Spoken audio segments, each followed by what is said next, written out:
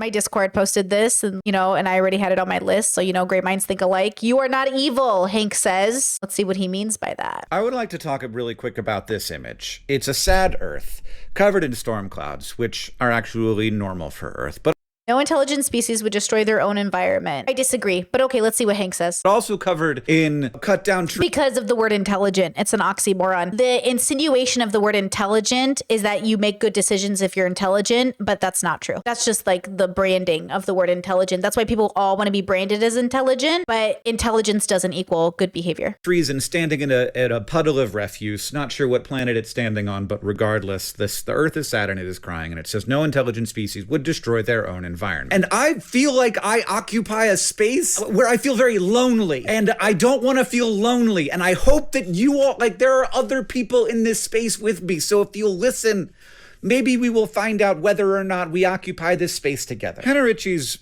very excellent book, Not the End of the World, has a subtitle, and let me try and read it to you. How can we be the first generation to build a sustainable planet? And there are people who will push back against this, but the argument she makes is that sustainability in her definition includes things like children not dying in infancy. And when I look at images like this, what I see is a complete disregard for the accomplishments of humans. I also saw a thing yesterday, and it was like if Louis Pasteur could see us drinking raw milk, he would be rolling in his grave. And first of all, Louis Pasteur died like decades before pasteurized milk became a normal thing. Second, if Louis Pasteur could see how few people die of infectious diseases in today's world, he would cry a river of joy. He would look at us and think, I helped make that world possible? In the United States in 1895, a quarter of people born could expect to not live to 5. And that was lower than it used to be. And I have to emphasize this as much as I can. The biggest problem that our planet faces is that there are so many humans, and that the humans in question want to provide a very high standard of living for themselves and their children. So the reason why the environment is, I know that there's a group of people who will not believe me when I say this, and they will say, no, it's the fossil fuel companies. And look, the fossil fuel companies have made this much worse and have slowed down our transition, and they are not the only problem, but they are a huge problem. But the biggest reason why we have a problem is love. Oh. It's that we want True. Hank is always so good. To have children, we want them to survive, and so now there are 8 billion of us. True. So true.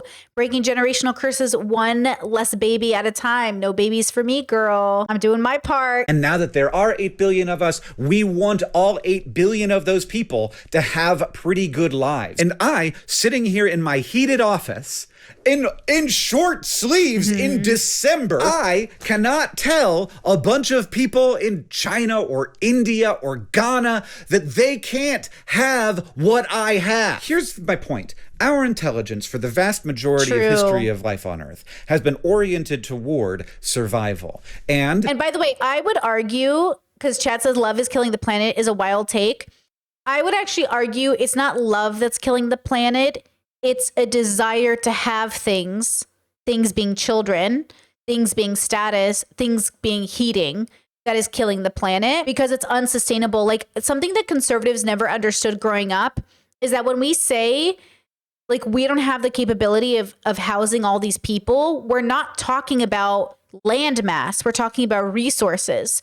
So when I was growing up, conservatives would say the world isn't overpopulated. You could fit everybody in the state of Texas, because conservatives don't understand, like, nobody is talking about land mass. We're talking about the resources to take care of those people. And they refuse to understand that. Like, they refuse to understand it because they don't see it happening in the way that they can process. Like, my family just told me in California, it's like 80 degrees. Like, California didn't get the message they're in winter. And I'm like, climate change. And they're like, no. And I was like, yes. And they're like, well, climate change is natural. Yes, everything is natural. Everything is natural. We are natural. Like, we are nature. So again, I take a much more zoomed out perspective, which is like humans are just like a species on the planet doing what they're going to do in the same way that a bear is or anything else is. And whether or not we survive, we survive. And whether or not we don't, I don't feel personally entitled to a good life. but I feel determined to have one, which I think are very different things. But I do think people have babies and people procreate and make love and make all these decisions because they want to. And that's why I say the world is a reflection of us as a whole, because this is how we want it to be. I think the world is exactly how we want it to be as a whole, because it couldn't be any other way unless we wanted it to be this way. It's really not the few that are controlling us, guys. It's us. And until we recognize that, like, the world can't change. Like, that's what, if you watched, the Oz, if you watched Oz, it's not Oz. It's all the people that participated. You remember the scene in Wicked where they take the goat teacher away and nobody does anything? That's what it is. Nobody did anything. And no one's going to continue to do anything forever. It's a lot of work to do something. And who do you end up? You end up the evil witch who's running amok, and they have to get her because it's better to be Ariana Grande, who plays within the system, than to be Elphaba, who gets kicked out. There's a third option. You could be Elphaba, who works within the system, but also doesn't make their whole identity about it. There is a third option. That has resulted in a huge amount of survival. And now we are in a situation where there can be a good life that has a great deal of survival and thriving in it, that does not require the amount of... I do think Hank phrasing it as love allows people to hear his message better than rephrasing it as, like, you just want kids.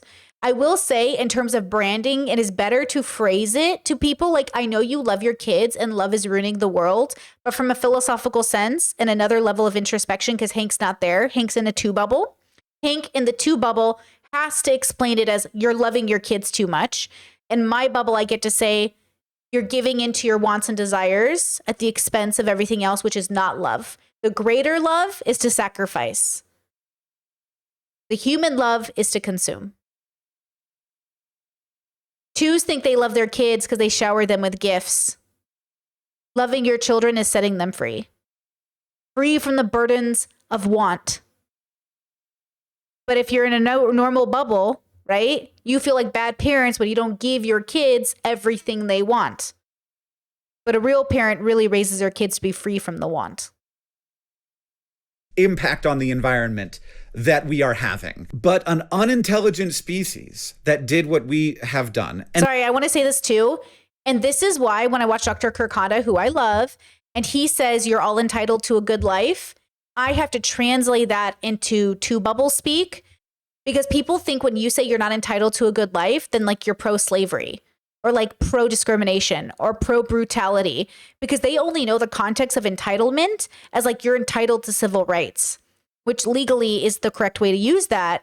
But nobody's entitled to anything in like a zoomed out lens, which should give you more compassion and love, but people can't see that. People are too nihilistic. So the reason we pay attention to the bubbles we're talking to is because when people hear words, they think of it differently than like when I hear a word. So I have to remember that Hank is talking to a specific group of people. And I don't necessarily think it's us, or me at least, because I wouldn't say that the world loves too hard. I would say the world wants too hard. But they think it's love. Who can blame them? That's what they're told love is. They're told love is having children. Love is procreating. They're told they will never understand the beauty of life until they have a baby. And then that continues, yes, the species, but also all of those generational curses. And this has happened before. Trees, for example, caused a mass extinction. When they arrived on land, they absorbed so much carbon dioxide that there was no longer very much carbon dioxide in the air. The water became less acidic and many things died on the planet because of trees. And they didn't know that they were doing it. But also you can't blame them because they're trees. And so of course they couldn't see it coming. But here's a story that I think we miss.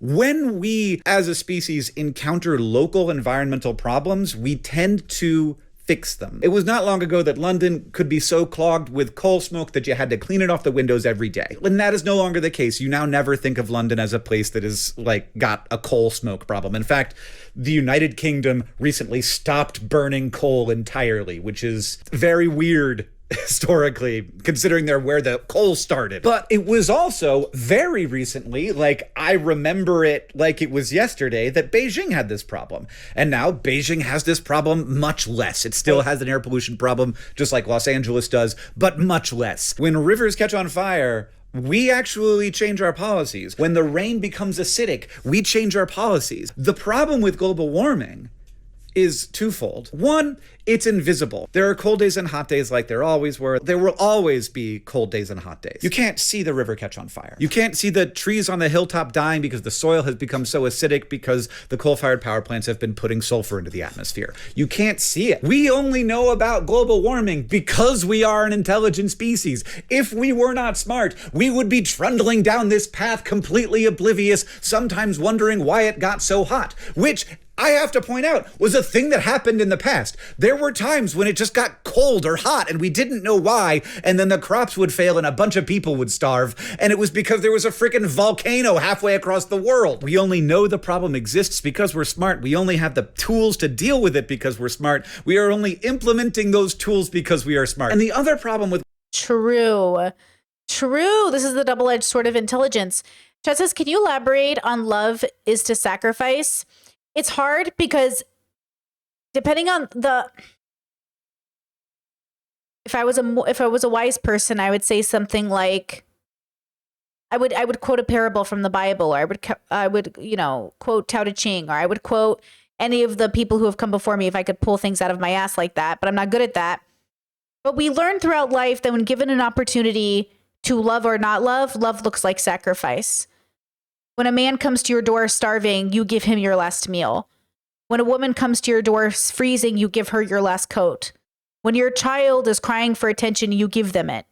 It's the idea that like you sacrifice out of love because it's the dignified thing to do, but not at the expense of yourself, but rather to build the character that you are, not because you're trying to build your character, but because it is your character. There's a difference, like, oh my gosh, now I'm thinking about Wicked so much. Glenda acts like a person who would give you her coat. Elphaba would actually give you her coat. And she wouldn't think, I gave someone my coat today. Glenda would keep track. So the dichotomy between the characters is that Glenda thinks about doing good for the social benefit. Elphaba does good because that's just who she is. It is better that your character does good because of who they are and not because you're winning some social points. Now, some people would say, what does it matter if the output's the same? But it's not. The feeling is different and people will feel that. People will understand subconsciously, like that's a different feeling. There's this anime called Kino's Journey. We dissected it in the Discord. It's really cool. It's a very bubble hoppy kind of anime. And there's one town where you can accumulate enough points by doing good deeds that you can be allowed to do something without consequence. And one of the things you can do is kill somebody. So there's an old man that's loved by everybody in the town who does good deed after good deed after good deed and racks up enough points to be able to kill somebody without consequence. Does that make his good deeds good if he was just using them as a reason to be able to murder somebody? Now, of course, the idea of the goodness that he really is someone who doesn't do it, right? Who doesn't use the opportunity to kill somebody. He didn't know it until he got to the point, basically. It's called Kino's Journey, Kino's Journey, Kino's Journey. It's a good anime. Every episode's interesting, bubble hoppy, very fun. You guys should watch it. I definitely recommend. And it's exactly that. It's a cool concept, right?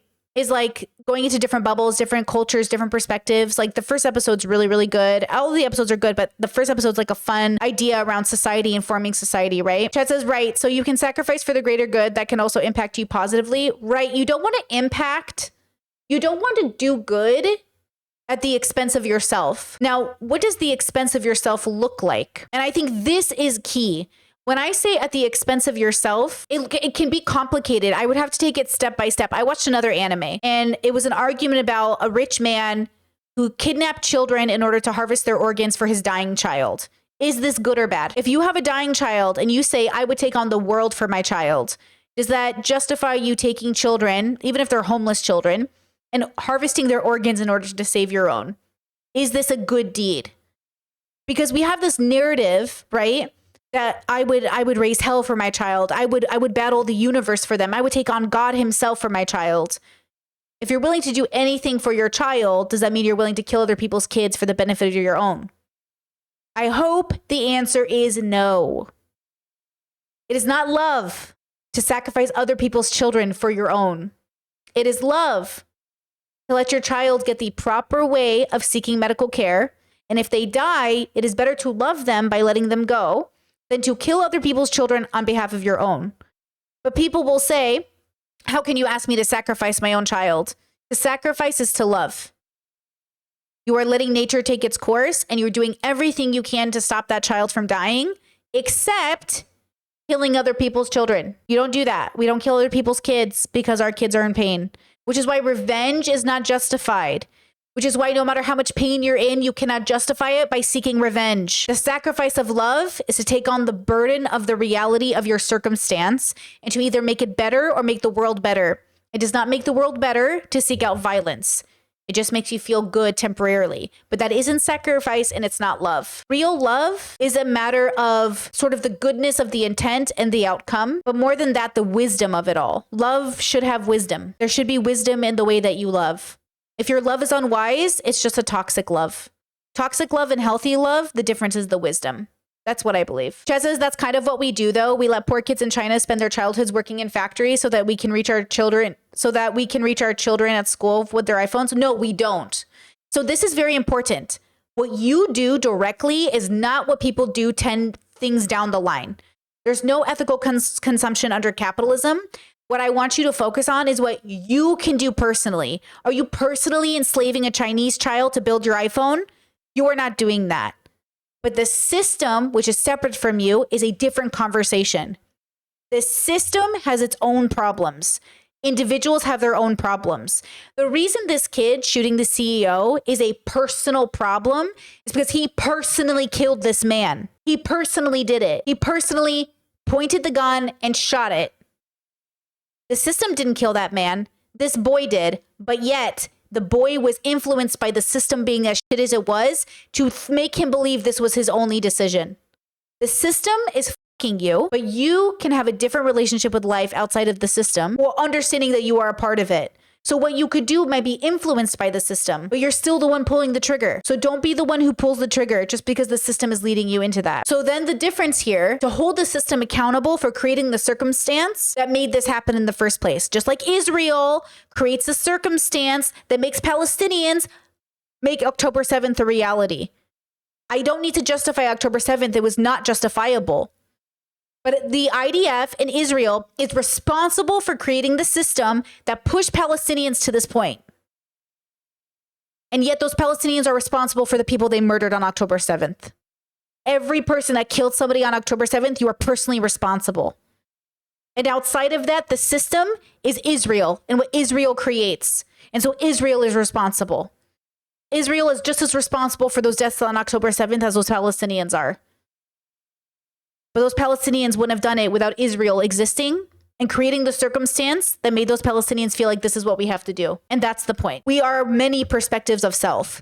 We are us in relation to what we're doing in our bedrooms, us in relation to how we react to the system. We are all the things. We do enough harm as people, let alone through systems. Like the ironies in our own personal life, we lie, we hurt people, we ruin reputations, we gossip in a bad way, we cheat. We do so many things in our own personal lives before we could even think about the system. You're doing it right now. And this is why we have to hold ourselves to a higher standard individually and then the system to that standard. But don't get it wrong that the system and the individual are having a relationship. We would want a positive symbiotic one, but right now we're in a very complicated, shifty, not so good one. Can't the same logic be applied to the United CEO member? Yes. So this man taking a $13 million bonus while people were starving or dying, not starving, but dying under his healthcare system. He created the scenario that contributed to people targeting him and killing him. Absolutely. He is the villain. I'm not saying he's not the villain, right? Like the CEO guy is a villain in the story. 100%. That doesn't justify murdering him, right? Like, I don't believe in seeking revenge. I think about it this way. Would you want your husband to be the guy who shot the CEO in broad daylight in New York City? Because if that was my partner, I would be livid. I would be disgusted. Talk about ick. I would be icked the fuck out. That's the question. Would you want that to be your family member? Would you encourage your family member to do that? Would you sit there at the get together and say, yeah, go shoot that guy? It's not okay. And it wasn't okay that man took a $13 million bonus. That was also not okay. Again, I want to make it abundantly clear. I know exactly why society is at this point, and it will get worse if the system doesn't figure itself out. That starts with us, and then it's them, and then it's us. The leaders have to step up, and the people have to step up too. Step up by stop posting praise for this man. Start there. Society is as violent as the people who oppress them, and I see it in the way that you celebrate this man's death. No peace or wisdom amongst you. I'm so sorry to tell you. Not surprised though. I think the world is twos, and it's suffering, and the world doesn't know how to be better because the world won't go to therapy. Go to therapy.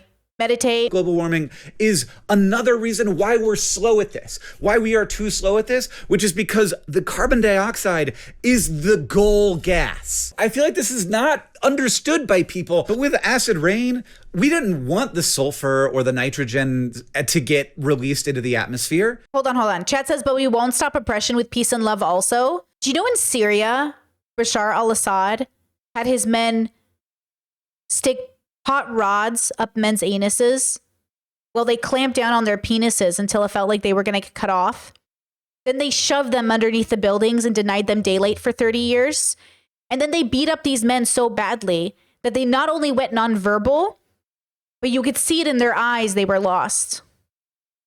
You tell me the difference on the spectrum of when you're justifying your violence to when you are doing this. Tell me when you can make the decision of justified violence to when it's too far. And you write this down. You really ask yourself. Saddam Hussein would hang people over boiling oil and start to slowly put them in the oil from the toes, starting from the toes. So you tell me, with your desire to fight oppression, when is it justified violence and when is it not? When does it look like saving yourself and when does it look like torturing other people? It's all violence on a spectrum, and I agree with you. Self-defense is valid. But now you have to make a decision in your own individual life. What society do you want to live in? Which society do you want to raise your kids in? How do you feel about violence? I think violence is never the answer, except in very specific self-defense moments. So just a reminder, this kid that shot the CEO, that wasn't self-defense. He was desperate. That was a cry for help. That wasn't a man being a hero. That was a boy suffering and pain. That's what that was. And so the question is, when do you know you're doing justified violence and when do you become basically a dictator who wields violence and threats against people? That was just a side effect of burning coal. With the hole in the ozone layer, we didn't want those molecules being released into the atmosphere. That was just a side effect of how it worked. Like what we wanted was cooling. And cooling, by the way, has saved so many lives. And we are going to have more of it to continue to save those lives. And that's going to be energetically expensive. But it won't be expensive when it comes to the whole. Chat says, unfortunately, some people might have to go too far to push things in the opposite direction. I don't have the ambition to do all that heinous, but I won't reprimand those who fight my oppressor. And thus the world is a reflection of us as a whole. The world is really a reflection of us as a whole. We are not exempt from the way that the world is. That's the point. The world won't change if you keep letting it happen. The people with authority and power are not sacrificing enough for us, and they probably never will. You're the one in power. You just don't want to admit it. Because the power you think you don't have is one you don't even want in the first place. Like you said, you're not even ambitious enough to go get it. You don't even want to be in power. And that's how we put people like this in power, because none of us are going to get it. And the only people left to grab it are bull. And that's the point. This is humanity in a nutshell. We are at fault for putting these people in power because we continue to let them take it, because we continue to not participate. And when we get into the system, we become just as corrupt because we keep letting them tell us what the rules are. Those few in power, we literally outnumber them. The way to like peace isn't the way you think it is. So the only way you know how to get that peace is the way that they tell you you're going to have to take it. And then they make you feel bad for it. That's not the answer. The answer is not violence. And that's the problem. We are nature, and nature is violent. So we have to evolve past our need for violence. We're just not there yet. And that's why you have to decide how you're going to participate in just adding 1% towards breaking that expectation of human behavior. Hank is an optimist like me, in a sense, where we know things are getting better. We just know that we're battling human nature in the way we battled the tornado. Chat says, I've worked for insurance companies before. If you try to go against the system, they just fire you. Ask me how I know. But this is true. Exactly. Here's the irony of it all. Dave Ramsey's daughter gets sponsored by this healthcare company. It's like socialized medicine, but for conservatives, where you all, if you're Christian, you pay into a pot, and then when you get your medical bill, you send it to them, and they pay part of it. Does that sound familiar? But conservatives can't process the system for all of us because they don't trust the people in charge. All humans are like this. We're skeptical of the people in charge, as we should be. And we think, well, if they're Christian, then they'll be better. If they're Muslim, they'll be better. We cannot trust the system unless we actively are happy with who we have in office. But since we can't agree on values and morals, we can't agree with who to put in office, and we're always going to be terrified of who's in charge. And so the part of diversity that's beautiful is our differences. The chaos of diversity is those differences, because we have different ideas of what to make a reality for people. I think we should house everybody. I think everybody should be housed. I think we should want to live in a world where everyone can be housed, and accept that some people in the population won't do anything to help themselves or even keep those houses stable. It doesn't mean that they shouldn't be housed. But then people hear that and go, you want to pay bills for people who don't work hard? Yeah, I do. I think we should, because they were never going to do it anyways. It doesn't matter, because people think, oh, you're babying them. But if you didn't do that, they'd get better. They won't. Just like none of you will now. You have so much possibility ahead of you, and none of you will take it. Just like none of those people will get housing. Because if you're going to do it, you're going to do it no matter what. And that plays right into the belief system conservatives have about people. The irony is they're a part of that population they say they hate so much. Conservatives are a huge part of the welfare group of people, but they pretend they're not. Do you know when welfare was being enacted in the US, white people were for food stamps and welfare, but hated it the moment blacks were involved? The moment black people got a chance to be a part of it, they're like, we hate it. We hate it, actually. We hate it. So going back to that white lady that was going against FD Signifier and saying it's about class, not race, just a reminder that poor white people hate poor black people. Because poor white people, they're just embarrassed millionaires. But poor black people, they're just born that way.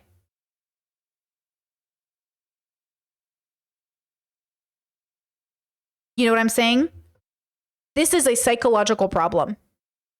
People are literally having a psychological problem because we're not even agreeing on what reality is. We can't even agree on whether or not God is real.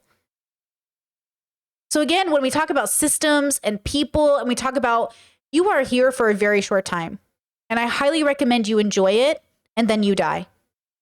And you can enjoy it, even if the rest of the world is burning. Have you ever seen those memes? My life's burning down around me, but at least I get my workout sets in. The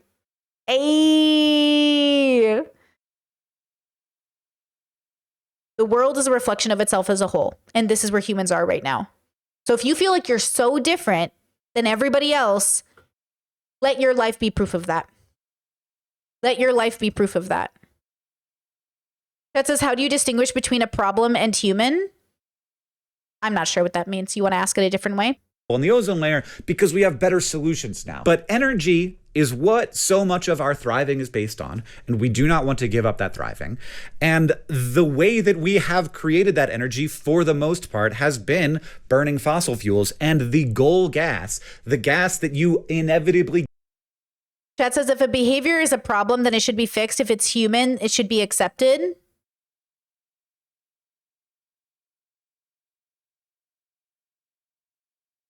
You need to give an example, because it just doesn't make any sense. Because everything humans do is human, and everything they do is their behavior. Get out of burning fossil fuels. If you burn them as cleanly as possible, all you get is carbon dioxide and water vapor. We built our society on it. We built our thriving on it because we are smart and because we want to provide a good life for ourselves and our children.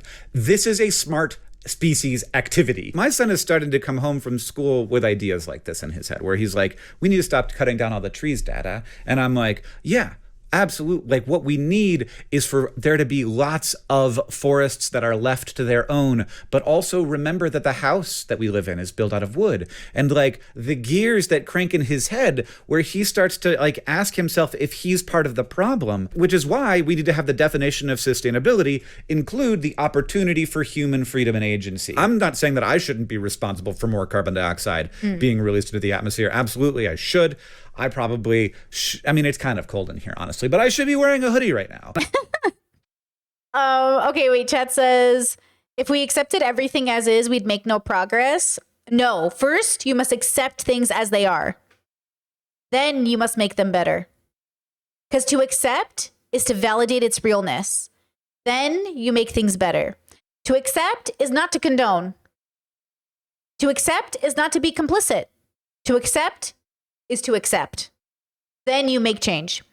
That says, you just said that humans have a problem in the example about poor white and poor black people. So is it a problem or is it a human? Guys, I need a translator. I need a translator. You just said that humans have a problem in the example of the poor white and the poor black people. So is it a problem or is it a human? My bros, I need a translator. Somebody help me.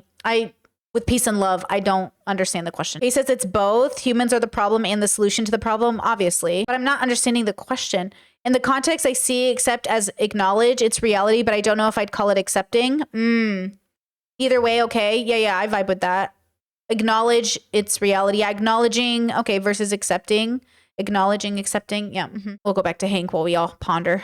I should not have had the heater on all night in here. But I think if we have this simplistic idea of humans or certain humans, this is a lot of the responses I saw to this were like, no one ever said a Republican was an intelligent species. And I'm like, oh my God, you people are so caught up in like a current discourse and like the like current moment that you can't see how hard all of our ancestors worked to provide us with a world that has plenty of food. That's the biggest thing. Plenty of food, but also climate-controlled shelter and pretty easy transportation to anywhere within, 400 miles? And then expensive, but still accessible transportation. Okay, chat says, I guess to me, acceptance of the human is tolerance and leaving it be, whereas using problem means it to be fixed. Okay, I will say I find this to be very common in certain bubbles where if you tell a conservative you have to like accept and tolerate or be tolerant, that means you're like approving of.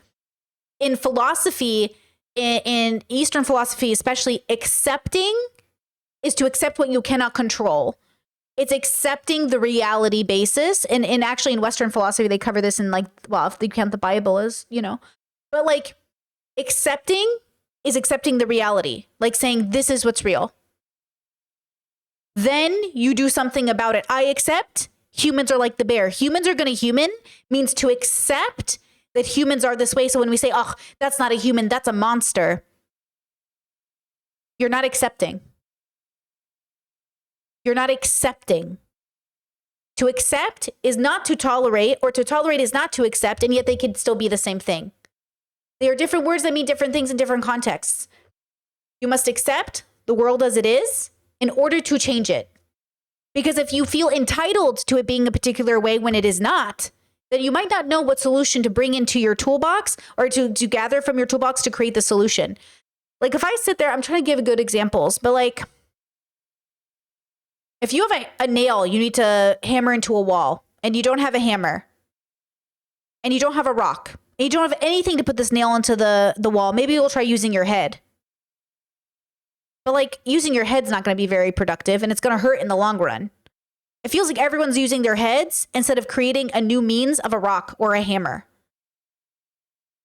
You have to accept that you need something other than what you have accessible to you to know to go get something else. You might not even process you need a rock or a hammer until you process you cannot use your body. So maybe you don't even know a rock and a hammer exist until you realize, I think I need something separate from this body to put this nail on the wall. So then you go and look for something like a rock or a hammer. First, you accept you do not have it all within you. So then you say, what is the reality of the situation? We're dreamers. Humans are dreamers. We're amazing, amazing dreamers. We dream of going to the moon and then we make it a reality. We dream of curing disease and we do it. We dream and we make it happen. And yet we dream so much, we forget of what we can actually make happen. Like humans are so cool as a species. We can hope and imagine and plan and fly. We can do so much. But we can only do what's within reason for where we are in the moment.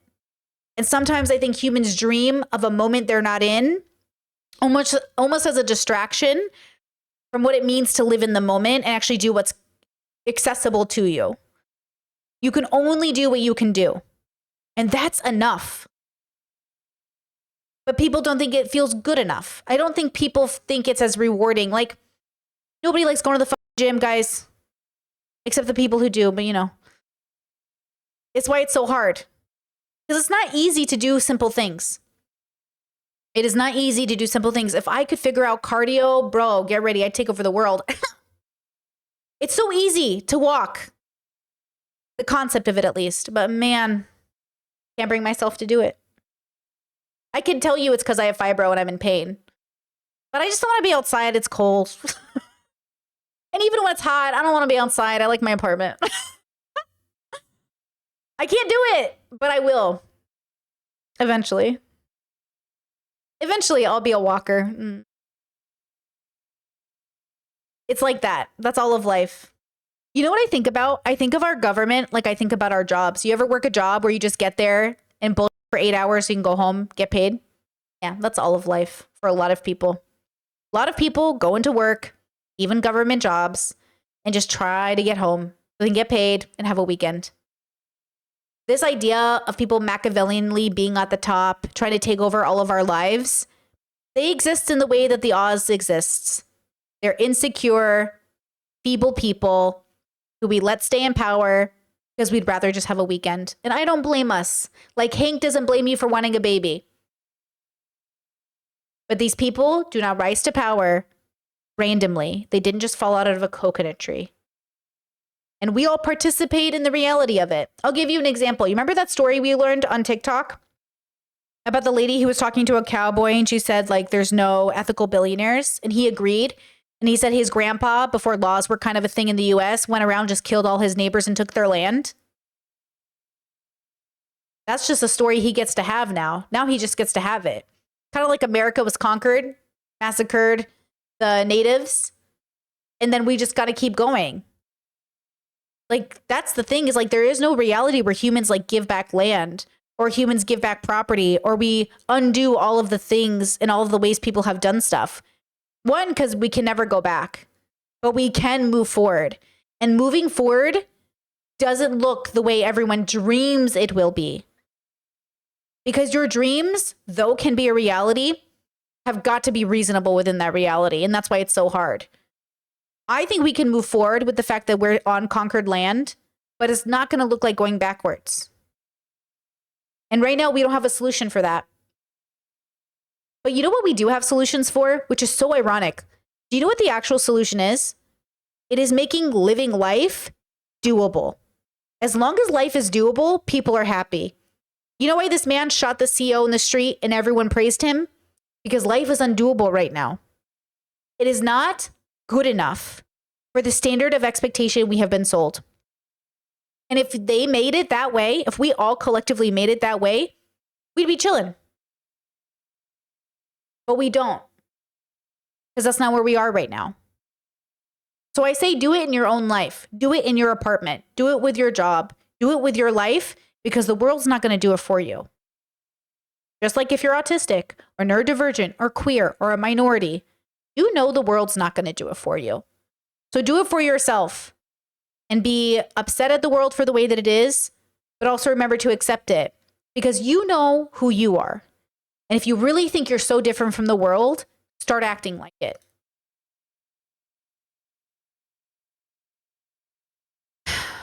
Which is easier said than done. Like going to the gym. To the whole world. And also bananas. which I love. And we're not going to grow in Montana. And if we did, it would be more energy expensive than shipping them from South America where they're supposed to grow. Humans are remarkable. We are very powerful. Give any species this level of power and they will provide opportunities for thriving for themselves and their children. They will try and prevent their children from dying. They will, for the most part, there are some species that actually probably wouldn't do this, but for the most part, they will walk through fire to make sure that their children don't die. They will destroy the earth to make sure their children won't die. Ding, ding, ding, ding, ding. They will. We will destroy the earth in the name of our children.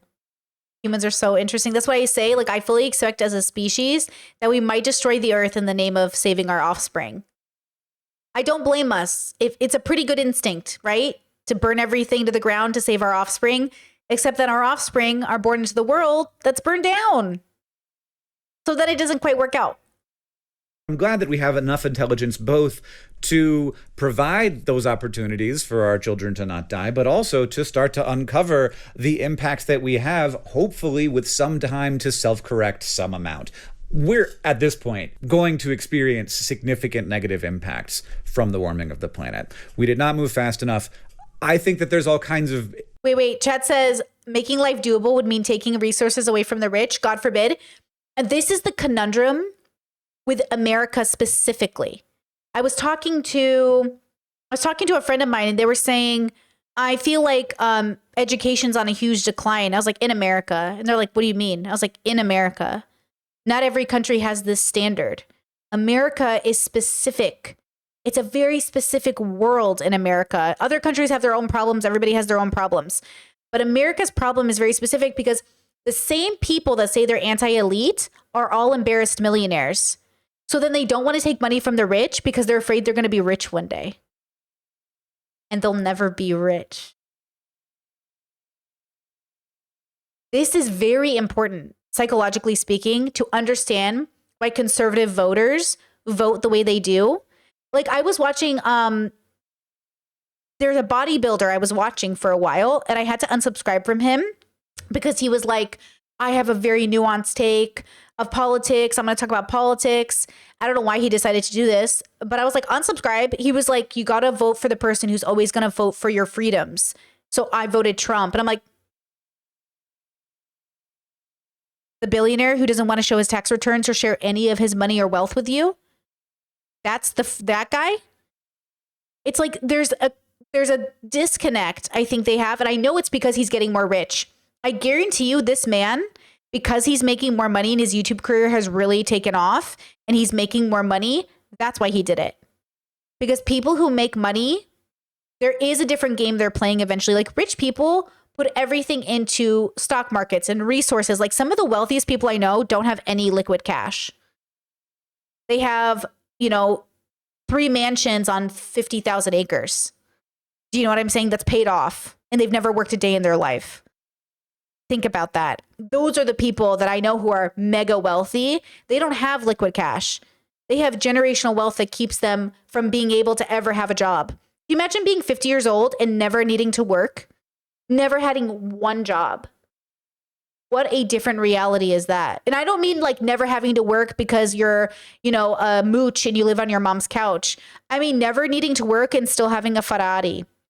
Never needing to work and still having like all the fancy clothes. Like never needing to work and eating whatever you want. Okay, chat says greed. Greed, but fear. Logan Paul, not a fan. Logan Paul went to this like place in the Alps where all the rich people go. And he said it's a town that's like for rich people. And they filmed a podcast there. And he said the fast food restaurants, the average cost of a burger was like $50. I was watching finance podcasts by women. I've been watching a lot of women finance podcasts. And they were talking about Taylor Swift, like what buying an iPhone costs to someone like Taylor Swift. And it's like $1. It's like $1 because of how rich Taylor Swift is. Buying an iPhone for her is like spending $1. So when I say like we're playing absolutely different games, we are playing absolutely different games. We are not playing in the same reality. And you know how Taylor Swift got rich? You made her rich. You made it so Taylor Swift spends $1 on an iPhone while you spend 100 and whatever it is, 500. I don't even know how much it is. How much is an iPhone, guys? $900? How much is it? So Taylor doing her whole, I'm just like you. Okay. Whatever. She started off with parents who moved her to Nashville, parents who helped her get famous, parents who were in the business, and boom. Oh, iPhone is $1,100? Holy an iPhone is $1,100? Ma'am, absolutely not. I don't buy iPhones. That's crazy. I mean, that makes sense. I think my Android, I haven't gotten a new phone. My Android is, I think it was like $800 when I bought it, or $900 when I bought it a few years ago. Damn, I forget how expensive phones are. So you know what I'm saying? Like, I can't blame Taylor Swift for being Taylor Swift, but I can't blame people for enjoying her either. But when I found out Taylor Swift tickets were $2,000 to $4,000 each, and I found out poor ass people were doing it on a credit card.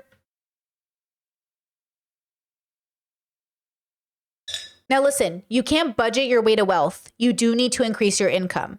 So the myth of like poor people can get rich only if you make more money. And then that kind of means you're not poor anymore. Then you have to learn how to budget, which is hard. It's really hard to do those things. So just remember, the rich people who try to guilt you into being like, you spend too much money on a Starbucks. You're not going to budget your way into wealth if you're making $12K a year. You have to make more money. And that's difficult. Actually, one thing I look forward to doing is creating content about being somebody who is the breadwinner / loves to work as like an autistic person or like a neurodivergent person, because I looked at my work history as a part of my assessment, and I did have a pattern of burnout. Every year, it was about every 2 years solid, I would completely burn out and quit my jobs and do something else to like restart the process. I would excel, people would love me, and then I would burn out again. Like, I definitely am the worker that like overdoes what is required of me.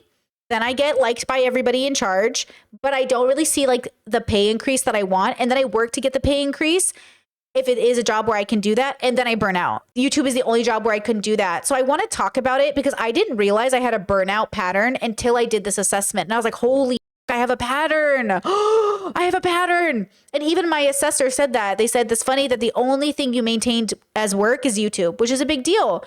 They go, but look at your pattern of burnout. And I was like, holy. And they're like, that's not normal. People don't burn out like this. And during my assessment, I would say things like, doesn't everybody do X, Y, Z? And my assessor's like, I don't do that. And I was like, okay, well. Chat says also the danger of increasing your income is lifestyle creep. That happened to me. I learned that lesson, girl. I learned that lesson. So I finally think I figured it out. Like, I feel pretty good. Like, my partner and I have like a really solid budget, and I'm really proud of us. I think we're finally at like that smooth spot where like, okay, we were really good at doing the within budget thing. Lifestyle creep is basically, live below your means is the goal. But as you make more money, you tend to spend the same amount of money you were spending as a poor person. So if you go from poor to middle class, you're still poor because you're spending all the money you make. Like, you try to keep up with the level of money. You make more money, so you spend as much money or more. The idea is that you make more money, but still live the same lifestyle you were living before. Because people want to make more money, so they want to spend more. You want to make more money and not spend more. So now what I did is I reached the income I wanted to live at like forever. So if we make any more money, we don't spend it. So if we make any extra money past our livable income, like let's say your livable income is 3K a month, 2K a month, 5K a month, 6K a month, you always spend that much money, even if you make more. For me, I'm doing Dave Ramsey's baby steps because like I like Dave Ramsey, whether he's a Christian or a Trump voter. I know, I get it.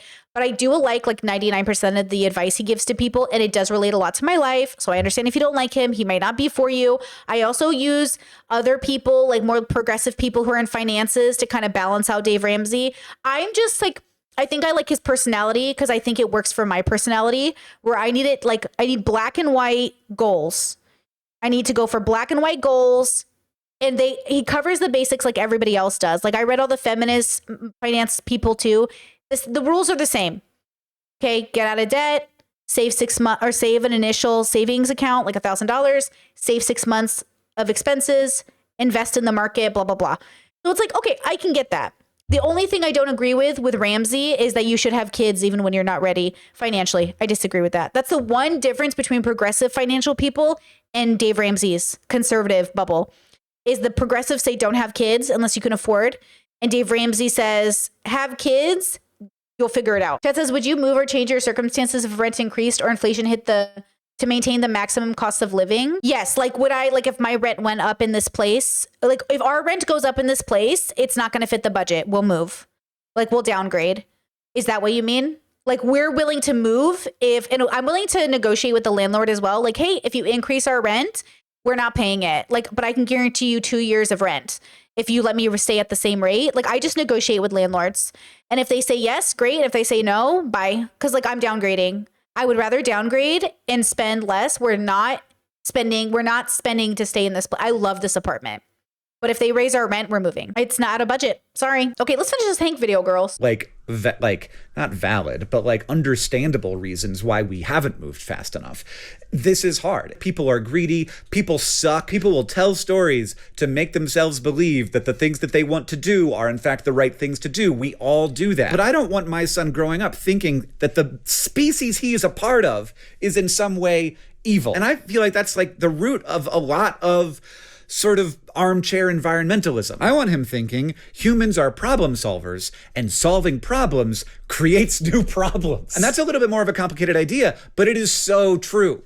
I have solved so many problems and never have I solved a problem that didn't create a new problem. I think we're absolutely at a place where increasing the like amount of access to energy that I have as an individual will not make my life any better. But wait, Chad says, I didn't even know you were allowed to negotiate that. Like, I'm shook. Can I just say something? I'm an American.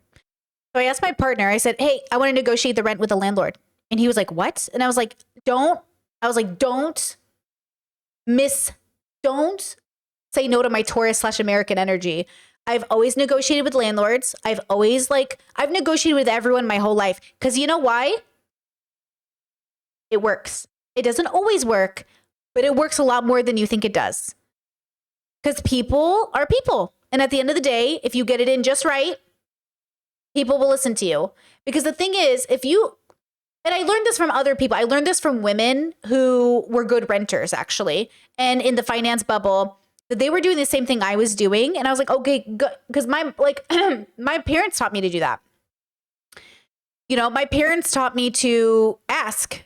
Like, what's the worst? They say no, you're moving out anyways. I'm like, yeah, I'll just ask. And it's almost always worked for me. Because people are people. Even when they're landlords. Now, they might say no, and it is what it is, you know, but usually I call and I'm just like this landlord, I already know. I've met him. I know what he looks like. I'll just be like, let's say he raises my rent. He goes, hey, we need 300 more euro a month. I'd say, we've loved your apartment. We've really felt at home here. The neighborhood's been so good to us. We've really enjoyed having you as our landlord. We're unable to make a 300 euro increase work for our budget, and we'd really like to stay within that budget. And we'd also really love to stay living here. Are you willing to work with us for another year of rent or maybe longer to guarantee us a place to live and you a consistent renter? And then we'll talk about maybe upping the rent then, because right now it's not within our budget. But we can give the landlord an option of raising our rent later, but not now. And then we don't have to take it in 3 years, right? If we decide to move. But also gives him a consistent renter, and then he can make the decision. He can say, no, I think I can find a renter to replace you at the price I want. And we could say, okay, thank you. And then we downgrade our apartment, we move on. Or the landlord says, you know what? I don't even have a renter lined up. They have been a good renter. Let me give them 6 more months or a year at the same rental price, and we could come back to the table then. Because right now, I can use the market as the example. I could say, hey, the euro to dollar, rate difference, it's kind of going to impact, right? And that's going to make a big difference for me. So like, can we work on that, right? The idea is like, at the end of the day, like people are behind all of these things. And if you can get a person on the phone with you or a person who relates to you or a person who feels connected to you or sees you, knows you're not trying to scam them, you're just trying to be honest, I do think you're more than likely to get a good reaction. The dilemma is the energy, right? Because, it depends on how you do things. Because I remember like I was in a really stressful situation once and I was with a guy and I was asking a lot of favors of the community to help me. And the guy was getting like he was upset. He was in a heightened state of emotion. And I would say, go sit down and don't talk. Let me do the talking. And every time he would talk, I could see people not wanting to help us because he was very annoying. And I was like, shut up. You're not likable. We don't like you. And when you talk, it makes people not want to help you. Be quiet. And then he would understand. He's like, why do people want to help you, but they don't want to help me? Because you have bad energy, bro. They are not doing you this favor. They are doing me this favor. And I think there is that energy in people. And then sometimes, and this is the worst case, you got good energy, but the person you're talking to got bad energy. So then you're no matter what you do, because no matter what you do, the person trying to help you ain't gonna help you. They're gonna fuck you over today. That's the scary thing. But I find in my life, I get like one person, maybe 2 out of 10 people are like gonna ruin my day. I feel like most people are willing to be nice to you if you've got good energy. Most of the time, you get an employee who's as sick of their job as you are because of the motherfuckers like us who have to call them every day. When I called the IRS recently, I was on the phone for 45 minutes. Jesus Christ. And she was really nice to me. I found something personal we had in common and we had a nice conversation on the phone. And that's what I try to do. I'm like, hey girl, how are you? Calling from Croatia, originally from Cali, Arizona. I'm trying to get my taxes figured out. She goes, oh my God, Arizona. My son went there for the state. I'm like, oh my God, Arizona State, shout out. And then we start talking. And then all of a sudden it's like, yeah, I'll help you. No problem. Thank you so much. You're so great. You really made my day. You know, it's about like having gratitude and realizing like these people are at their job, just like you're at your job. That's what I'm saying. That's why I have a new strict rule. Have you guys noticed? You can't come to my place of work and yell at me. I noticed that people were starting to feel entitled. Coming to my place of work, joining as members or joining as Discord members, and feeling like they were allowed to yell at me because they paid me $10. No. No. Because I also started to believe it as a YouTuber. I almost started to believe as a YouTuber this was what I was supposed to deal with to keep my job. And then I realized, I can't believe I almost did that to myself, girl.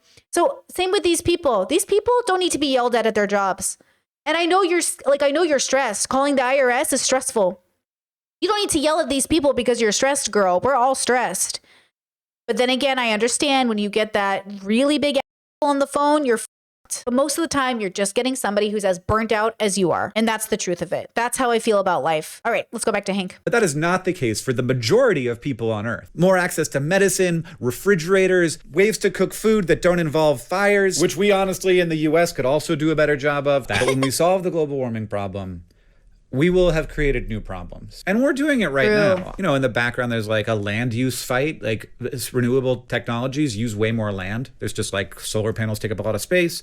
Wind turbines take up a lot of space. You have to make a road between each wind turbine. Those roads take up a lot of space. They impact the environment by being there, both of those things. And I think in the future, we will uninstall a bunch of those things because we'll have other technologies that are better. We'll have maybe like advanced geothermal, or we'll have more fission, or we'll have fusion, or whatever it is. But we're gonna need energy. And the people of the future will be mad at us for the work that we did, and that's fine. Just like we're kind of mad at all the people who made the world a better place by burning a bunch of coal so that we could all have refrigerators, which nobody thinks about as a perk anymore. They just think that's normal. 100 years ago, more than half of Americans didn't have a refrigerator. My mom grew up without a refrigerator in Iraq. She says to keep things cool, they would have like adobe homes with clay, and in the middle of the clay, they would stick things in there and kept it cooler. They had a cellar, and that's how they kept things cold. But my dad grew up in the city in Baghdad, and he had nice things, you know?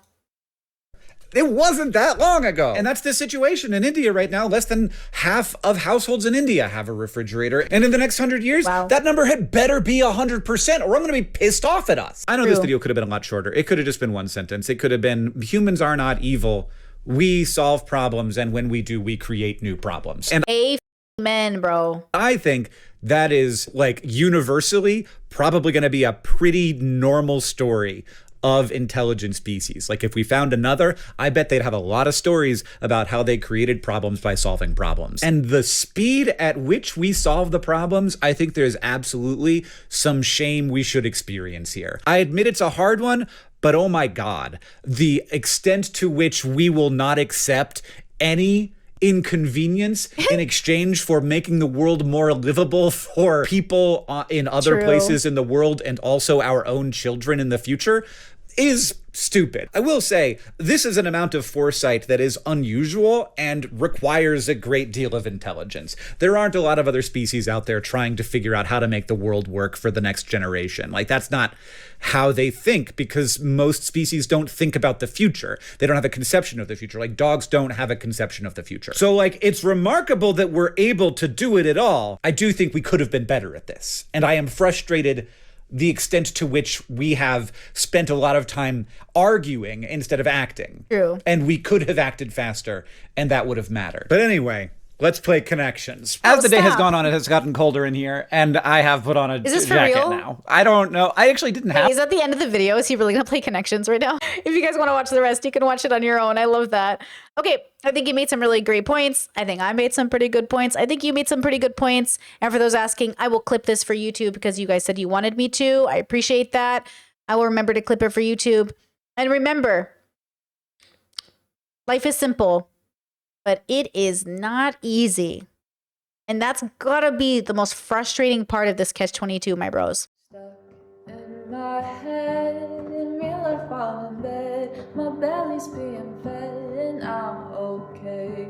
I'm just fine, yet all I do is whine, not to you in my mind, cause I know I don't make sense. I've been nothing but blessed, so why's my life a mess? Please tell me, cause I'm sick of thinking, yeah, I'm sick of reaching out for the truth and living life as a fool. Dun, da, da, da.